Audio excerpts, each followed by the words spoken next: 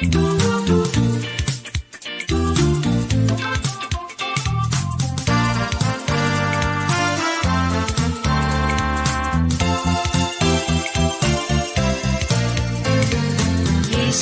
குடும்பம் ஒன்று உண்டு, அன்பு நிறைந்திடும் இடம் உண்டு.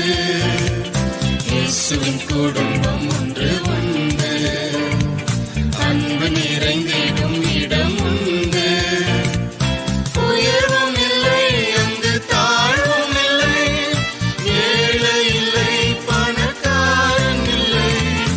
உயர்வும் இல்லை அங்கு தாழ்வும் இல்லை, ஏழை இல்லை பணக்காரன் இல்லை. ராஜாதி ராஜா இயேசு என்றென்றும் ஆண்டிடுவார்.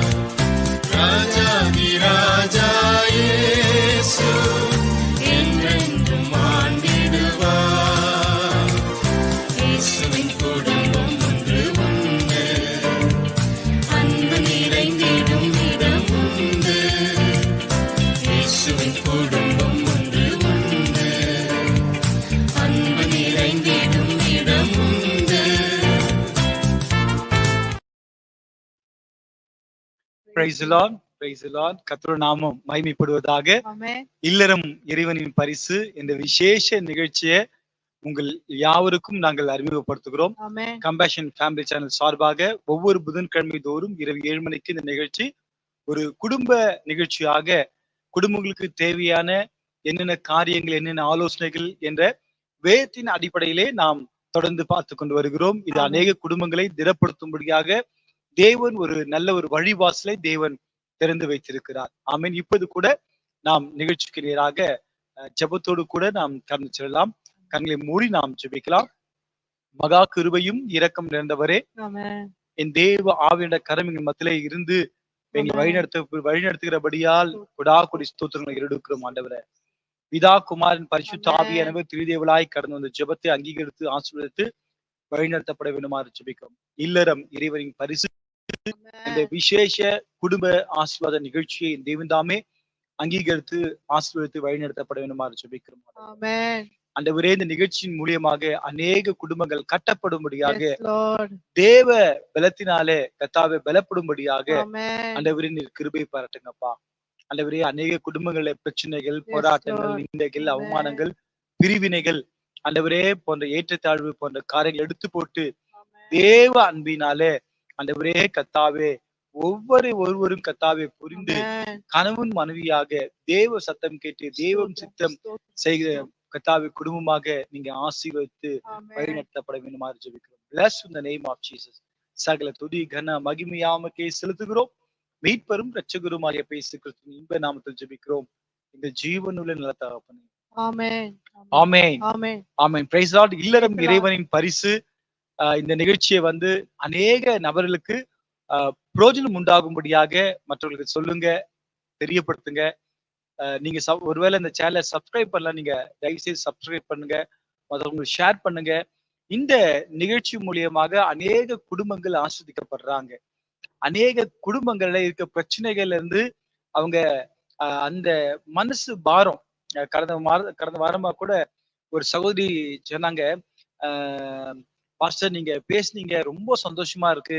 அந்த வார்த்தையில கேட்கும்போது என் மனசுல இருக்க பாரங்கள்லாம் அப்படியே என்னை விட்டு போயிட்டு, அந்த நீங்க வேதத்துல இருக்கக்கூடிய ஒவ்வொரு நபரை குறிச்சு நீங்க பேசிட்டு வர்றீங்க. ஸோ பைபிள்ல இருந்து எனக்கு ரொம்ப இன்னும் நான் தெரிஞ்சுக்க எனக்கு யூஸ்ஃபுல்லா இருக்கு அப்படின்னு சொல்லி அவங்க தொலைபேசியில என்னோட கூட சொன்னாங்க விஷயத்த. ஆமென். அப்ப இந்த நிகழ்ச்சியானது நம்ம குடும்பம் ஸ்திரப்படும்படியாக ஒரு தேவ பலனா இருக்க போகுது. ஆமென்.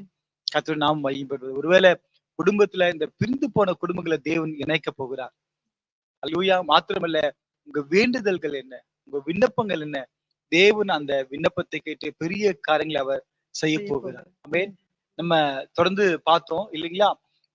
குடும்ப உறவு என்பது தேவனுடைய திட்டமாய் இருக்கிறது. ஆமென். குடும்ப உறவு என்பது தேவ திட்டம், காட்ஸ் பிளான். அப்ப இது முறிக்கப்படும்படியாக, இந்த தேவ திட்டத்தை உடைக்கும்படியாக குடும்பத்துல பிரச்சனைகள், போராட்டங்களை கொண்டு வருகிறான். அதான் குடும்ப முறிவு என்பது பிசாசின் திட்டமா இருக்கிறது. நம்ம அண்டர்ஸ்டாண்ட் பண்ணிக்கணும். நம்ம குடும்பத்துல பிரச்சனை வருதுன்னா அதுக்கு யாரு காரணம்? மனைவியா, கணவனா, பிள்ளைகளா? இல்ல, பிசாசானவனுடைய கிரியைகள். ஆமென். அப்ப நம்ம என்ன செய்யணும்? எதை கட்டணுமோ அதை கட்டணும், கட்டணும். எதை திருத்தணுமோ அதை திருத்தணும். ஆனா அதை விட்டு என்னிடத்தில் ஆண்டவர்கிட்ட பிசாசு வரான். அப்ப ஆண்டவர் சொல்றாரு, என்கிட்ட ஒண்ணுமே இல்லப்பா அப்படின்னு சொன்ன பிறகு அவன் போயிடுறான். ஏன்னா ஆண்டவர்கிட்ட எந்த விஷயமும் இல்ல. பிசாசுக்கும் ஆண்டவருக்கும் சம்மந்தமே கிடையாது. ஆண்டவர் அமிச்சிட்டாரு. ஆனா டைரக்டா ஆண்டவர்கிட்ட வராம அப்படியே போய் யூதாஸ் மூலியமா, பேதுரு மூலியமா என்னென்ன டிஸ்டர்பன்ஸ் பண்ணணுமோ அப்படி டிஸ்டர்பன்ஸ் பண்ணிட்டே இருக்கிறான். இன்னைக்கு அப்படிதாங்க. ஆண்டவர்கிட்ட என்ன இல்ல, பிசாசு வரும்போது உங்ககிட்ட என்கிட்ட ஒண்ணுமே இல்ல, ஒண்ணுமே இல்ல. உனக்கு எனக்கு சம்மந்தமே இல்ல, கெட் அவுட் ஐசே அப்படின்னு சொல்லி தெரிஞ்சிட்டாரு. அப்ப பிசாசன் என்ன பண்றான்?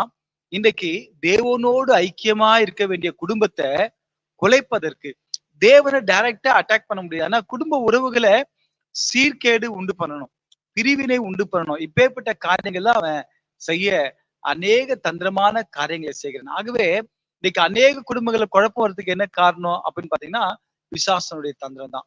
அப்ப நீங்க பிசாசு கடிந்து கட்டி நீங்க ஜெபம் பண்ணீங்கன்னா எல்லாம் சரியாயிடுங்க. உங்க கணவர் ரொம்ப அன்பானவருங்க, ரொம்ப நல்லவர்.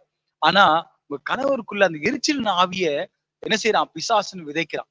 டென்ஷன், பிரஷர் இதெல்லாம் விதைக்கிறான். அப்ப என்ன செய்யணும்? அந்த இதுக்கு அந்த பிரச்சனை வர்றதுக்கு, இந்த டென்ஷன் வர்றதுக்கு, இந்த சண்டை வர்றதுக்கு, இந்த குடியின் வெறியின் ஆவி வர்றதுக்கு யாரு காரணம்? பிசாசு. அப்ப என்ன செய்யணும்? அந்த பிசாச நீங்க கடிந்து கட்டி ஜெபிக்கணும், சுட்டெரிக்கணும். அக்னியை போடு வந்தேன், இப்போதே அதை பற்றி எறியட்டும் என்று சொல்லியிருக்கிறார். அப்ப இன்னைக்கு அநேக குடும்பங்கள்ல நம்ம பிரச்சனை வருவதற்கு யாரு காரணம் என்பதை நீங்க அறிஞ்சு கொண்டீங்கன்னா ஈஸியா அந்த பிரச்சனையில இருந்து நம்ம வெளியே வரலாங்க. ஒரே சொல்யூஷன் தான், சத்தியத்தையும் அறிவீர்கள், சத்தியம் உங்களை விடுதலையாகும். ஆமென். அப்ப இந்த வேதத்தின் ரகசியங்கள் என்ன என்பதை நம்ம புரிஞ்சுக்கிட்டு அல்லேலூயா வேதத்தின் பிரகாரமாக நாம் நடப்போமானால், ஜெபிப்போமானால் எல்லாவற்றையும் நாம் ஜெயம் எடுக்க முடியும். குடும்பத்துல தேவ திட்டத்துக்குள்ள நம்ம வரணுங்க. தேவ சத்தம் கேட்டு தேவ சித்தம் செய்கிற குடும்பமாக நம்ம மாறும்பொழுது நிச்சயமாக கர்த்தர் ஆஸ்வதிக்கிற தேவனா இருக்கு. அப்படியாகத்தான் நம்ம ஆபிரகாம் குறிச்சு பார்த்தோம். கடந்த வாரத்துல நம்ம ஒவ்வொரு வாரமும் ஒவ்வொரு எபிசோடும் ஆபிரகாமுடைய பிரயாணத்தை குறிச்சு நம்ம பார்த்து கொண்டு வருகிறோம். ஆபிரகாமுடைய பிரயாணத்துல என்ன பார்த்தோம் அப்படின்னு பாத்தீங்கன்னா அநேக காரியங்கள் ஆபிரகாமுடைய பிரயாணத்தை குறிச்சு பார்த்துட்டு வரோம். இந்த ஆபிரகாமுடைய பிரயாணத்துல லோத்து வராரு. அல்லேலூயா. இன்னைக்கு என்ன நம்ம பார்க்க போறோம் அப்படின்னு பாத்தீங்கன்னா ஆதியாகமம் புஸ்தகம் 13ஆம் அதிகாரத்துல இங்க பார்க்கிறோம். 13ஆம் அதிகாரம் 5ஆம் வசனத்திலே ஆபிரகாமுடனே வந்த லோத்துக்கும் ஆடு மாடுகளும் கூடாரங்களும் இருந்தன. அவர்கள் ஒருமித்து குடியிருக்க அந்த பூமி அவர்களை தாங்கக்கூடாது இருந்தது. அவர்களுடைய ஆஸ்தி மிகுதி இருந்தபடியால் அவர்கள் ஒருமித்து வாசம் பண்ண ஏதுமில்லாமற் போயிற்று. அந்த அளவுக்கு கர்த்தர் ஆசீர்வதித்திருக்கார் பாருங்க இல்லையா. கர்த்தரையே நம்பி ஆபிரகாம் புறப்பட்டார். ஆபிரகாம் கூட அந்த லோத்தும் புறப்பட்டு வந்தார். பாருங்க எப்பேற்பட்ட ஆசீர்வாதங்க இல்லையா. பூமி தாங்க கூடாமல் போயிடுச்சான். அப்ப நிச்சயமாக கர்த்தருக்கு கீழ்ப்படிந்து ஆஸ்வதிக்கும் பொழுது, தேவனோடு ஐக்கியமா நம்ம இருக்கும்பொழுது நிச்சயமாக அல்லேலூயா ஆசீர்வாதம் உண்டு. நீ ஆஸ்வதிக்கவில்லை, ஆஸ்வதிப்பேன் என்று கர்த்தர் சொல்லியிருக்கார். மாத்திரமல்ல கர்த்தருடைய ஆசீர்வாதமே ஐஸ்வர்யத்தை தரும், அதோடு அவர் வேதனை கூட்டார் என்று பார்க்கிறோம். என் அன்பு தேவனுடைய பிரியமானவர்களே, இங்க பார்க்க பாருங்க. தொடர்ந்து ஆபிரகாம் லோத்தை நோக்கி, எனக்கும் உனக்கும் என் மெய்ப்பருக்கும் உன் மெய்ப்பருக்கும் வாக்குவாதம் வேண்டாம், நாம் சகோதரர். எவ்வளவு தெளிவா பேசுறாரு பாத்தீங்களா. ஏன்னா திரளான ஆஸ்தி பெருகி போயிடுச்சு. அவங்க மெய்ப்பருக்கு இவங்க மெய்ப்பருக்கு ஒரே பிரச்சனைகள், போராட்டங்கள் வரும், வாக்குவாதங்கள் வரும். ஆனா ஆபிரகாம் தெளிவா சொல்றாரு பாருங்க, என்னது வாக்குவாதம் வேண்டாம், நாம் சகோதரர். அடங்க சகோதர சிநேகங்க. இன்னைக்கு ஒரு குடும்பத்துல பெரிய அண்ணன், சின்ன அண்ணன், நடு, கடைசி இப்படி வரும்பொழுது அந்த மருமகள்கள் வந்த பிறகு அநேக குடும்பங்கள்ல சில இடத்துல பிரச்சனைகள் ஏற்படுது இல்லையா. அப்ப ஏன் இந்த மாதிரி காரியங்களா வருதுன்னா அந்த அட்ஜஸ்ட்மெண்ட் இல்லை இல்லையா. நிறைய ஒர்க் லோடு இருக்கும், வேலைகள் இருக்கும் இல்லைங்களா. இதனால பிரச்சனைகள் வர்றதுனால என்ன பண்ணுவாங்க பாவம் ஸ்திரீகள்லாம். அப்ப கணவன்கிட்ட சொல்லுவாங்க, வீட்டுல எல்லாருமே எல்லா வேலையும் செய்யணும் இல்லைங்களா. ஆனா ஒருத்தர் மட்டும் வேலை செய்யும் போது ஒருத்தங்க சும்மா இருக்கும்போது பிரச்சனைகள் வரும். அநேக குடும்பங்கள்ல இந்த மாதிரி ப்ராப்ளத்த ஃபேஸ் பண்ணிட்டு இருக்கிறாங்க. அல்லேலூயா. நான் குடும்பங்களுக்கு சொல்ல வேண்டிய ஒரே ஒரு சம்பவங்க. அல்லேலூயா. ஆபிரகாம் பத்தின ஆபிரகாம், லோத்து அவங்களுடைய சகோதர சிநேகத்த நம்ம பார்க்கிறோம். அதே நேரத்துல ஒரு குடும்பத்தில் நடந்த ஒரு நிகழ்ச்சிய உங்களுக்கு நான் சாட்சியாக சொல்லப் போறேன். என்னன்னு பார்த்தீங்கன்னா, ஒரு குடும்பத்துல ஒரு தாய்க்கு 3 பிள்ளைகள், 2 மகள்கள் பிறக்குறாங்க. அந்த குடும்பத்துல வந்து மூத்த மகளுக்கு திருமணம் ஆயிடுச்சு. அவங்க திருமணம் ஆன பிறகு அவங்க போயிர்றாங்க. அடுத்தது மூத்த மகனுக்கு திருமணம் ஆகுது. இல்லைங்களா? அங்க ஒரு மருமகள் வராங்க. ஏற்கனவே பெரிய குடும்பம், கூட்டு குடும்பம். அந்த இடத்துல இருக்கிறதுனால அந்த ஒரு மருமகள் பாருங்க, என்ன பண்ணிட்டாங்க, வந்த பிறகு குடும்ப வேலைகள், குடும்ப பாரங்கள், குடும்ப சுமைகள் அதிகமாயிடுச்சு. இல்லைங்களா? இவள அம்மா வீட்ல இருக்கும்போது ஜாலியா இருந்தாங்க. எந்த ஒரு கஷ்டமும் கிடையாது. ஆனா அந்த கூட்டு குடும்பத்துல வந்த பிறகு வேலை பளுக்கள் அதிகமாயிருச்சு. இந்த தாயார் என்ன பண்ணிட்டாங்க, இந்த வேலைலாம் செய்யறதுக்கு யார் செய்வாங்க? தாயாரும் வேலைக்கு போயிடுறாங்க. கனவு எழுந்த ஒரு தாயார். அப்ப இந்த மருமகள் தான் செய்யும்பொழுது அவங்களுக்குள்ள ஒரு கஷ்டம், மனக்கசப்பு. நான் மட்டும் செய்றேனே. சரி அப்படியே இருக்கும்போது திருமணம் நடக்குது. 2வது மகனுக்கு திருமணம் நடக்குது. அதேபோல அ 2வது மகளுக்கும் திருமணம் நடக்குது. 2 மகள் வெளிய போயிட்டாங்க. 2வது மருமகள் வந்துட்டாங்க. 2வது மகனுக்கு திருமணமாகி, இப்போ என்ன நடக்குதுன்னா, அங்க தான் ஒரு போட்டி. மூத்த மருமகளுக்கும், இளைய மருமகளுக்கும். யார் செய்யுது வேலைய? இல்லைங்களா? ஆனா, இங்க பார்க்கும்பொழுது அங்கக்குள்ள பிரச்சனை ஏற்பட்டு, ஒன்றாய் இருந்த குடும்பங்கள் உடைக்கப்படுகிறது, சிதைக்கப்படுகிறது. இன்னைக்கு தனித்தனியா வாழ்ந்து கொண்டிருக்கிறாங்க. அப்ப நான் சொன்ன ஒரே அட்வைஸ் அம்மாகிட்ட, "அம்மா, உங்களுக்கு சொல்ற அட்வைஸ், உங்க மூத்த மகனுக்கு திருமணம் ஆன பிறகு, நீங்க என்ன பண்ணணும்னா, அந்த குடும்பத்த அப்படியே தண்ணி குடத்துல வைங்க. அவருக்கு பொறுப்பு வந்து, அவங்க பழகி பெருகி பூமிய நிரப்பணும். இல்லையா? அவங்க ஃபேமிலிய ரன் பண்ணணும். டிசைன் பண்ணணும். அவங்க அந்த கால சூழ்நிலைக்கு ஏற்ப அவங்க லைஃப்ல செட்டில் ஆவணும். அடுத்த பிள்ளை கல்யாணம் ஆகும்போது இப்படி போணும். ஆனா அவங்க என்ன பண்ணாங்க, அந்த தாய் பண்ண காரியம் எல்லாம் அதுக்கேற்ற வசதி வாய்ப்புகள், வேலைக்காரங்கலாம் இருந்தா எல்லா வேலையும் ஈஸியா செஞ்சிடலாம். ஆனா வந்து வரக்கூடிய மருமகள்கள் அப்படி இல்ல. தான் வீடு என்று சொல்லும்போது செய்வாங்க.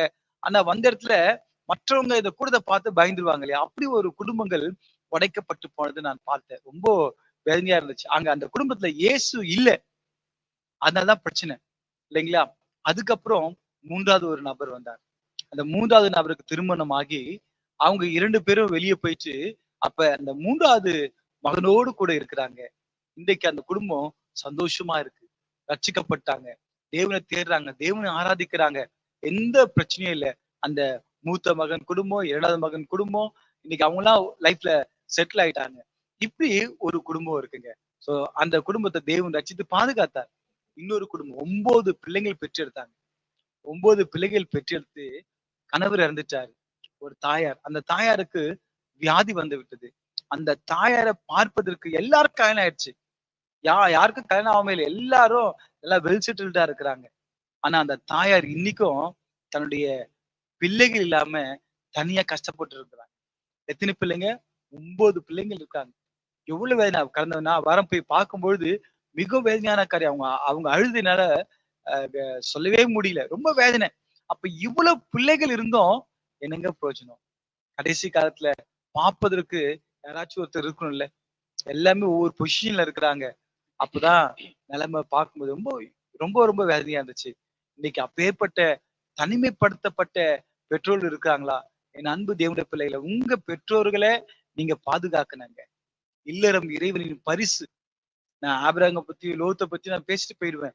பட் இருந்தாலும் தேவ ஆவியானவர் என்னோடு கூட இடைப்பட்டுக் கொண்டிருக்கிறார். இன்னைக்கு அநேக குடும்பங்கள்ல பெற்ற உங்களை பெற்றெடுத்த தகப்பனையும், தாயையும் நீங்க விசாரிக்காம, நீங்க கண்டுகொள்ளாம, நான் வாடகை கட்டினா போதும், அவங்க சாப்பாடு காசு குடுத்தா போதும், அவங்க ஒரு வீடு எடுத்து தனியா இருக்கிறாங்க. அவங்க வீடு எடுத்து தனியா இருக்கிறதும் ஒண்ணுதான். அவங்க ஹாஸ்டல்ல இருக்கிறதும் ஒண்ணுதாங்க. எவ்வளவு பெரிய வேதனை பார்த்தீங்களா? நான் அடிக்கடி சொல்வது உண்டு ஒரு சம்பவம். இன்னைக்கு இன்னைக்கு உங்க பெற்றோர்கள நீங்க கண்டுகொள்ளாம விட்டீங்களா? இது உங்க மனைவி பேச்ச கேட்டு உங்க பெற்றோர் நீங்க நீங்க தள்ளி வைத்திருக்கீங்களா? தயவு செய்து ஒதுக்கி வைத்திருக்கீங்களா? உங்க பெற்றோர்கள கனம் பண்ணுங்க. கீழ்ப்படிங்க. தயவு செய்து உங்க பெற்றோரை விட்டுறாதீங்க. 3வது ஒரு சம்பவத்த சொல்றேன். பாஸ்டர் உங்களுக்கு ஞாபகம் இருக்குங்களா? ஒரு அநாத பிள்ளைய ஒரு அப்பா எடுத்துட்டு போய் வளர்ப்பாரு. ஆமா, அந்த சம்பவம் உங்களுக்கு தெரியும் இல்லைங்களா? நீங்க உங்க வாயில அந்த சம்பவத்தை சொல்லுங்க. தெரியும் இல்லைங்களா உங்களுக்கு அந்த சம்பவம்? தெரியும் தெரியும். சொல்லுங்க. அல்லேலூயா. அது அனாதை பிள்ளை எடுத்துட்டு போய் அது அனாதை பிள்ளைன்னு அந்த அந்த அந்த பிள்ளைக்கு தெரியாது. அல்லேலூயா. ஏன் சொல்றேன்னா, இல்லறம் இறைவனின் பரிசு. இல்லறம் என்பது கணவன் மனைவி. ஆமென். அல்லேலூயா. அந்த இல்லறத்துல இறைவன் கொடுக்கிறது பிள்ளைகள் பரிசாய் கொடுக்கிறார். ஆமென். அந்த பரிசை கொடுக்கும்போது அந்த இல்லறம் எப்படி இருக்கணுமா? நல்லறமாய் கர்த்தர் மாற்றுகிற தேவனா இருக்கிறார். ஆமென். அப்ப அந்த குடும்பத்துல அந்த பரிசை கொடுக்கும்போது கர்த்தர் மிகவும் அந்த பரலோகத்துல ஒரு ஒரு அனுபவத்தை அந்த குடும்பத்துல நடக்கணும்னு சொல்லிட்டு ஒரு கொடுக்கிறார். ஆமென். அதே போல அந்த பிள்ளைகள் அந்த தம்பதியர்கள் குழந்தை இல்லைன்னு சொல்லிட்டு ஹாஸ்டல்ல போய் நல்ல ஒரு குழந்தைய பார்த்து கூட்டிட்டு வராரு. ஆமீன். அத வளர்க்கிறாரு.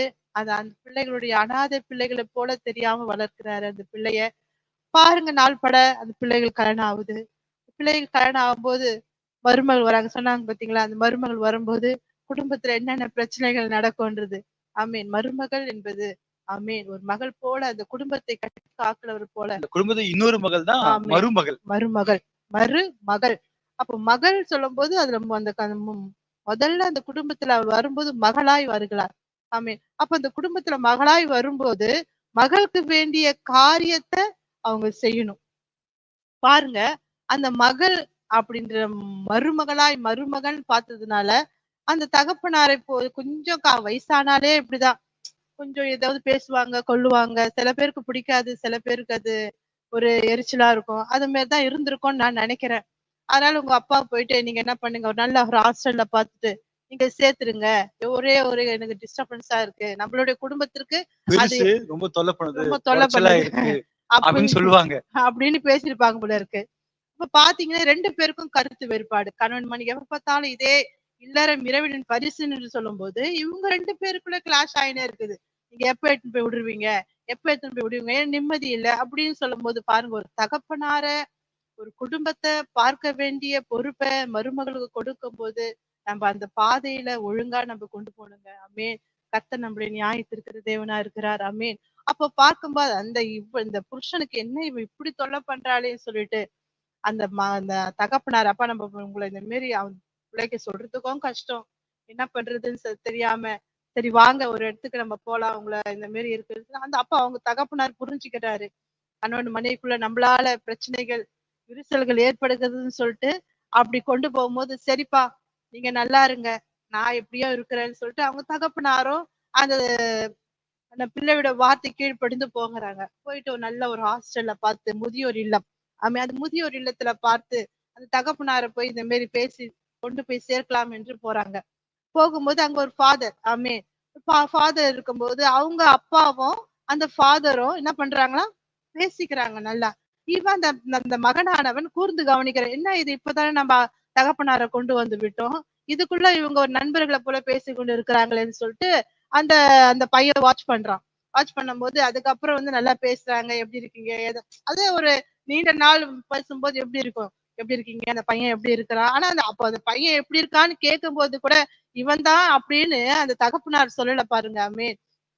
அப்ப பார்க்கும்போது கொண்டு வந்து விடுறாங்க, பேசுறாங்க. அதுக்கப்புறம் வந்து வாங்க சுத்தி பார்க்கலாம்னு சொல்லிட்டு அந்த அந்த வார்டன் எடுத்துட்டு போய் அந்த தகப்பனாருக்கிட்ட அந்த வார்டன் ஃபுல்லா சுத்தி பார்த்துட்டு எப்பா நாங்க சொல்றாரு உங்களுக்கு என்னப்பா ஏசி ரூம் வேணுமா அப்படி இப்படின்னு கேட்கும்போது அவங்க அப்பா சொல்றாரு எனக்கு ஏசி ரூம்லாம் வேண்டாம்ப்பா, எனக்கு இதுவே நல்லா இருக்கு, எல்லாரும் அப்படியே ஹாயா இருக்காங்க, நல்லா பேசுறதுக்கு நல்லா காத்தோட்டமா இருக்கு, நிறைய பேர் என்னோட என்னோட வயது சென்றவங்களா இருக்கிறாங்க, அவங்களோட பேசிக்கிட்டு என் காலத்தை நான் கழிச்சிடுவேன், நீ உங்க வேலையை பாரு, நீங்க நல்லா இருந்தா போதும், உங்க குடும்பம் நல்லா இருந்தா போதும்னு சொல்லிட்டு அந்த தகப்பனார் சொல்றாங்க. சரின்னு சொல்லிட்டு அந்த அந்த அந்த அந்த மகனாக என்ன பண்றாரு, அந்த ரூமு அவருடைய காரியங்கள் எல்லாவற்றையும் பார்த்துட்டு அதுக்கப்புறம் அவங்க அப்பா கொண்டு போய் நீங்க கொண்டு போய் காட்டுங்க அப்பாவுக்கு அப்படின்னு அந்த வார்டன் கிட்ட சொல்லி அவங்க அப்பாவை பார்க்க சொல்றாரு. அப்ப அந்த மகன் கேக்குறான், என்னங்க ஃபாதர் எங்க அப்பா உங்களுக்கு ரொம்ப தெரியுமா அப்படின்னு.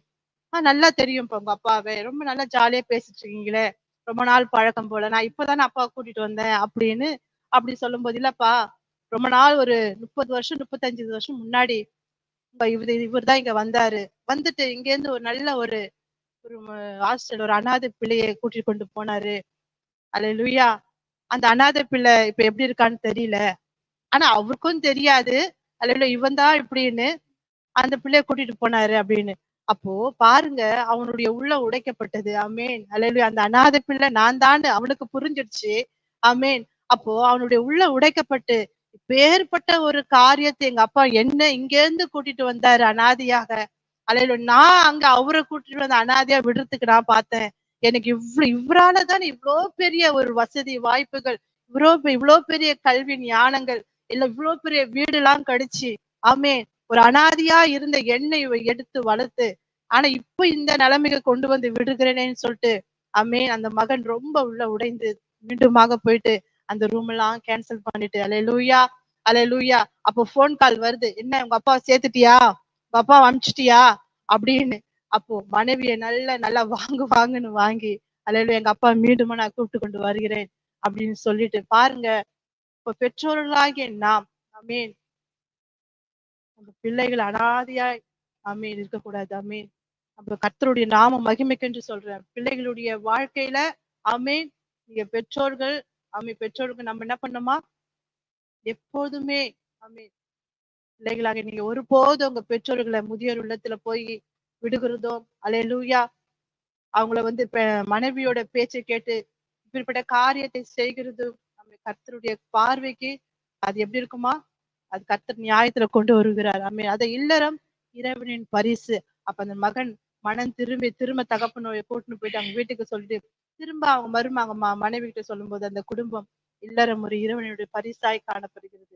அதாவது இப்பேற்பட்ட இது வராம நம்ம என்ன பண்ணோமா, கர்த்தருடைய சமூகத்துல நம்ம இருக்கும்போது, ஆமே, கர்த்தருடைய நம்ம ஜெபிக்கும் போது கர்த்தர் நல்ல ஏற்ற வேலையில ஏற்ற காரியத்துல எல்லாவற்றையும் செய்கிற தேவனா இருக்கிறார். ஆமே. அதனாலதான் ஒரு குடும்பம் உடையுதுன்னா, ஆமே, அந்த குடும்பத்துல மூன்றாவது நபர்கள் வரும்போது, தேவையில்லாத காரியங்கள் வரும்போது, கணவன் மனைவிக்குள்ள பிரச்சனைகள் போராட்டங்கள் வரும். ஆமேன்.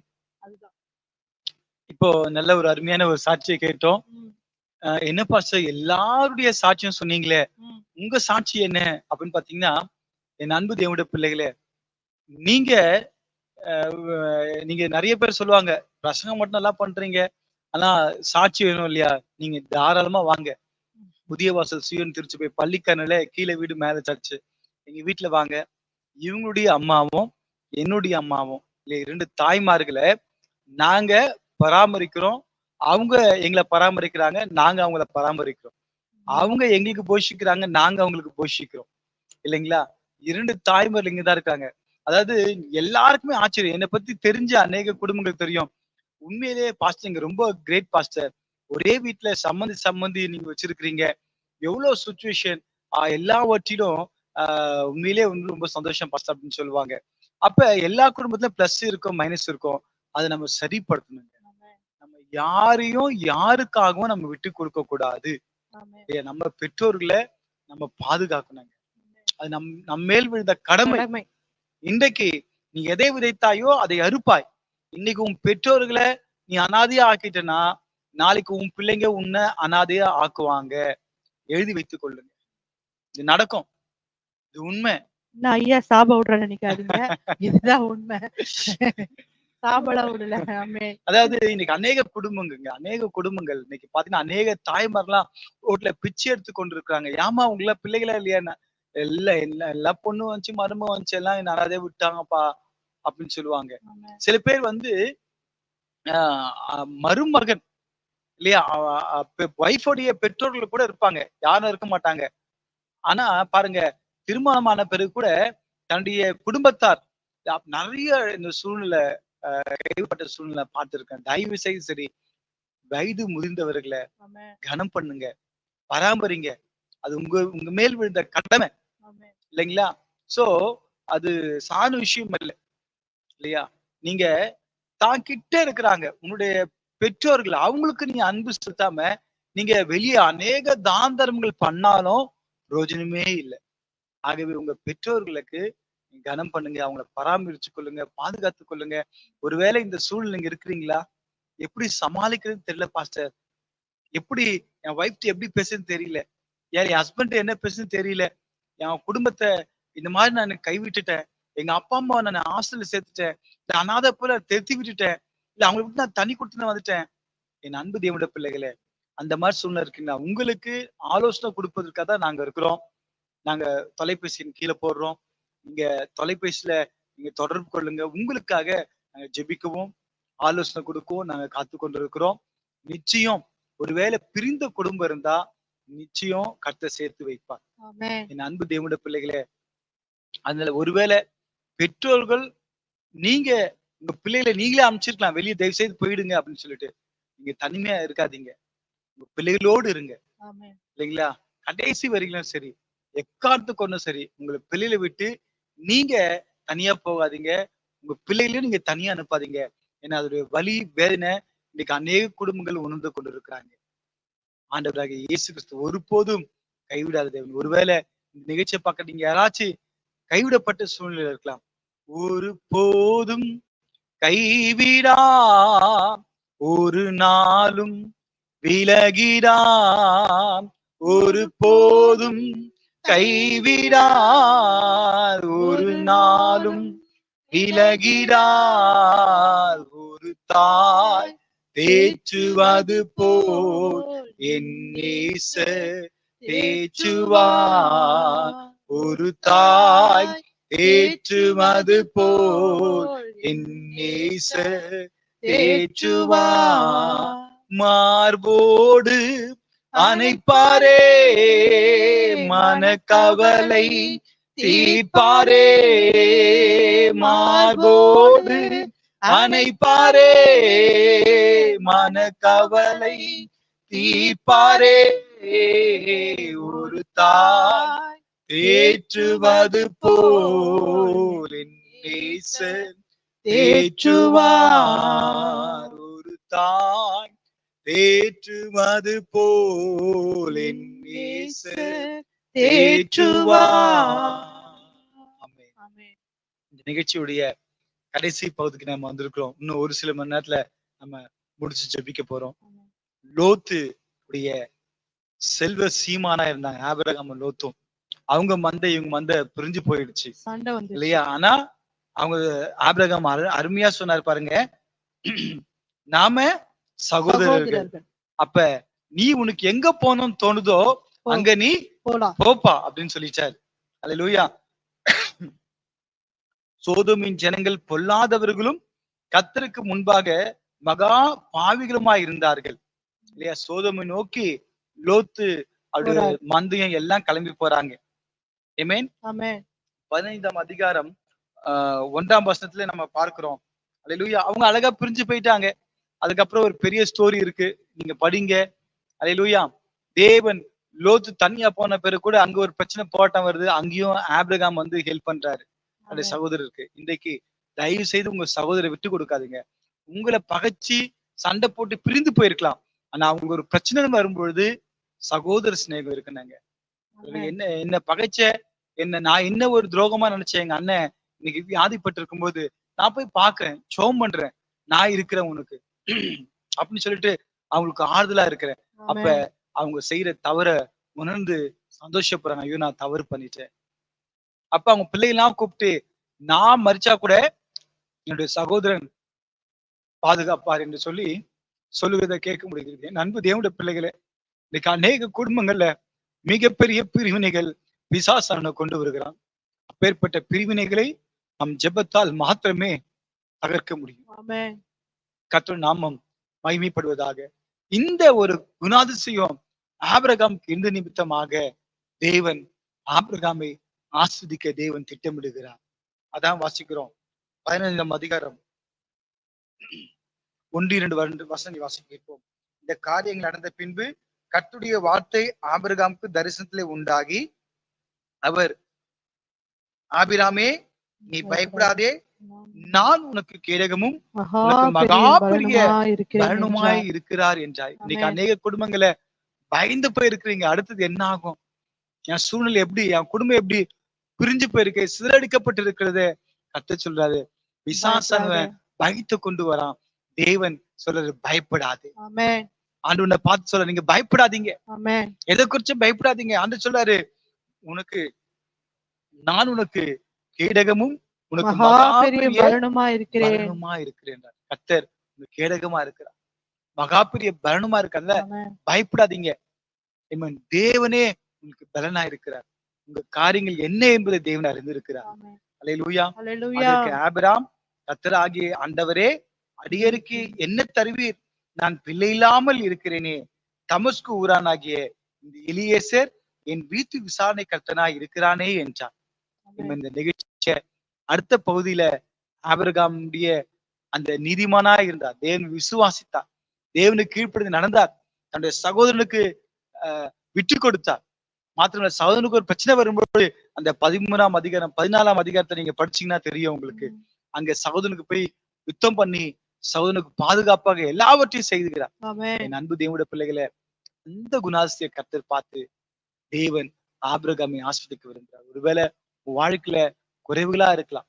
இதோட தொடர்ச்சியை நம்ம அடுத்த வாரம் பார்க்க போறோம். ஆண்டவர் இன்றைக்கு இருதயத்துல போட்ட பாரம் உங்களுக்கு நாங்க பகிர்ந்து கொண்டிருக்கிறோம். ஒருவேளை பிரிந்த குடும்பம் இருந்தால் தயவு செய்து உங்க பெற்றோர்ல நீங்க அநாத ஆசிரமத்துல சேர்த்து விட்டுருந்தீங்கன்னா தயவு செய்து போய் கூட்டிட்டு வாங்க, இல்லையா? சோ நிச்சயமாக கனம் பண்ணுங்க, உங்க பெற்றோர்ல கனம் பண்ணுங்க. உங்களுக்காக அவங்க கஷ்டப்பட்டு பெற்றெடுத்ததும் அல்ல, அவங்க படிக்க வச்சிருக்காங்க, ஆளாக்கி இருக்கிறாங்க. யாரையும் தயவு செய்து அனாதையாக்கி ஒதுக்கிடாதீங்க. குடும்பத்தை பிரச்சனையா போராட்டமா ஜெபம் பண்ணுங்க. கர்த்தர் கேடகமா இருந்து பலனை கொடுப்பார். சகல தேவைகளையும் தேவன் சந்திப்பார். உங்களுக்காக நாங்கள் ஜெபிக்க காத்திருக்கோம். பாஸ்டர் உங்களுக்காக ஜெபம் பண்ணுவாங்க. உங்களுக்கு ஆலோசனை ஏதாச்சும் வேண்டுமானால் தொலைபேசி எண்கள் கீழே போடப்படும். தொலைபேசியில் நீங்க தொடர்பு கொள்ளலாம். உங்களுக்காக நாங்கள் ஜெபிக்க, ஆலோசனை கொடுக்க நாங்கள் காத்து கொண்டிருக்கிறோம். கர்த்ததாமே உங்களை ஆசீர்வதிப்பாராக. கண்களை மூடி ஜெபிக்கலாம். நல்ல பிதாவே, நன்றோடு ஸ்தோத்திரிக்கிறோம். பிதா, குமாரன், பரிசுத்த ஆவியானவரே, ஏக தேவர்களா எங்கள் மத்தியில நீ இருக்கிறபடியாலும் நன்றி அப்பா. அப்பா, இல்லறம் இறைவனின் பரிசு என்பதை கர்த்தாவே ஆண்டவரே அப்பா புதன்கிழமை தோறும் நாங்கள் கர்த்தாவே ஆண்டவரை தியானித்துக் கொண்டிருக்கிறோம்.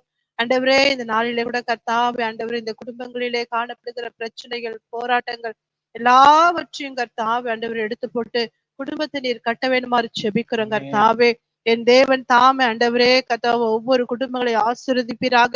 ஆண்டவரே, இதை கேட்கிற ஒவ்வொரு குடும்பத்தை கர்த்தாவே ஆண்டவரே நீர் கட்டப்பட வேண்டுமா ஜெபிக்கிறோம்பா. ஆண்டவரே, பிரிந்த குடும்பங்கள் ஒன்று சேர்வதாக. தகப்பனே, நமக்கு ஸ்தோத்திரம் கர்த்தாவே. தகப்பனை இழந்து, தாயை இழந்து, ஆண்டவரே குடும்பத்தை இழந்து இருக்கிற ஒவ்வொரு குடும்பங்களையும் என் தேவன் தாமே நீர் கட்டி ஆசீர்வதிக்கணுமா ஜெபிக்கிறோம். ஆண்டவரே, கேட்ட வசந்த பிரகாரம் ஆண்டவரே இல்லறம் இறைவனின் பரிசு என்பதை அவர்கள் பெற்றுக்கொள்ள நீர் உதவி செய்யணுமா ஜெபிக்கிறோம்ப்பா. ஆண்டவரே, உமக்கு நன்றி ஆண்டவரே. பெரிய காரியத்தை செய்து நாமத்தை மகிமைப்படுத்திக் கொள்ளணுமா ஜெபிக்கிறோம்.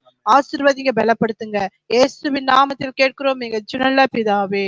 ஆமென். ஆமென். ஆமென். கர்த்தர் பெரியவர், பெரிய காரியங்களை செய்ய வல்லவரா இருக்கிறார். மீண்டும் அடுத்த வாரம் புதன்கிழமை சரியாக 7 மணிக்கு இல்லறம் இறைவனின் பரிசு என்ற நிகழ்ச்சியில உங்களை சந்திக்க போறோம். அநேக குடும்பங்களுக்கு இந்த நிகழ்ச்சியை நீங்க அறிமுகப்படுத்துங்க. God bless you. God bless you. Praise God.